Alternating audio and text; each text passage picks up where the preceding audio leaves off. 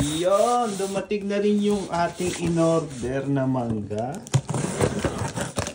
So, buksan natin. Fresh na fresh. Oh my God.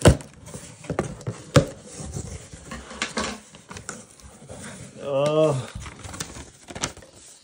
So, ayan yung sibo. Grabe, ayan. Yo, amoy pa lang. Grabe. So, ayan. Ang dami kong in-order na mangga. 6 na kilo. Mukhang lahat naman fresh. Iba malalaki talaga. Grabe. Ayun. Pwede na akong magtinda nito. Actually, 6 na kilo to. Yung iba ibebenta ko. Yung ibang kasama sa trabaho. Gusto din nila. Umorder din sila sa akin. 1 kilo kami. Sa akin lang bumagsak. Pero grabe. Ang sarap oh. Uy. Lalaki talaga ng mangga. Sulit na sulit oh. Ayun. Thank you Fretzy.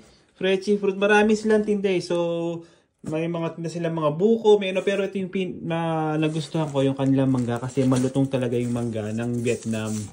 Malapit to sa lasa ng mangga ng Pilipinas. So ayan. So craving satisfied na naman tayo. Grabe yan. Ang dami. Grabe oh. Woo! Sarap nito. Ayun. Craving satisfied na naman tayo ito mga lodi. Ang dami kong mangga pero pamimigay natin. Hindi pala. Yung iba ibebenta ko. Yung isa order na 1 kilo din. So ito na.